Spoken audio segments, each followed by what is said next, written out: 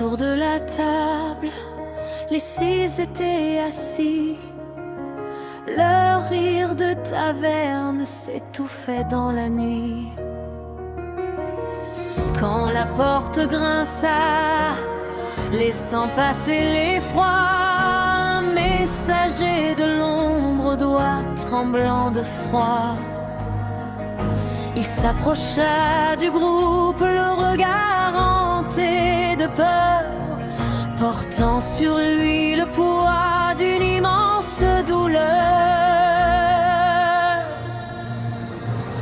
Il déposa une lettre scellée de cire rouge. Dans la salle soudain, plus une personne ne bouge. Écoutez l'appel, dit-il d'un souffle court.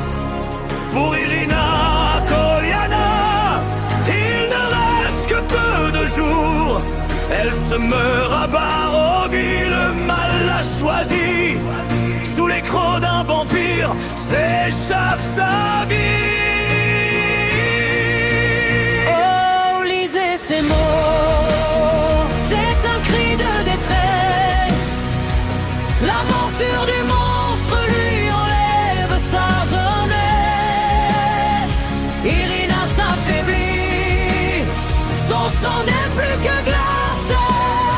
Le diable de ces terres a marqué sa trace.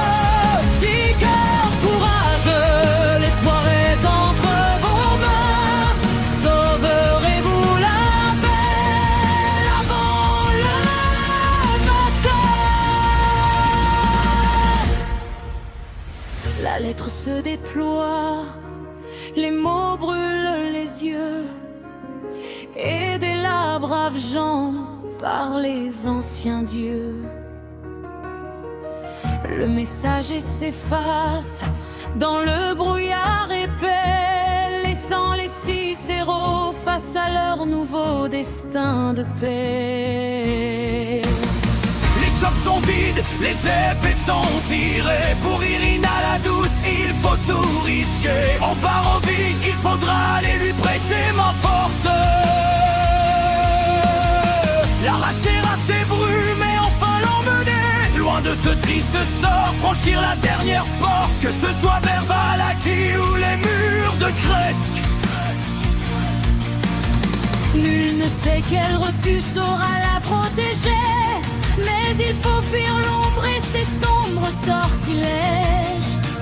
Avant que le vampire ne vienne la réclamer. Le groupe s'avance enfin vers le village hanté, pressant le pas pour aller vite la chercher. Sur le chemin de pierre, il croise le jeune Ismark, dont le regard inquiet semble fuir le monarque. Il scrute la missive au cachet sanglant, disant que son père n'était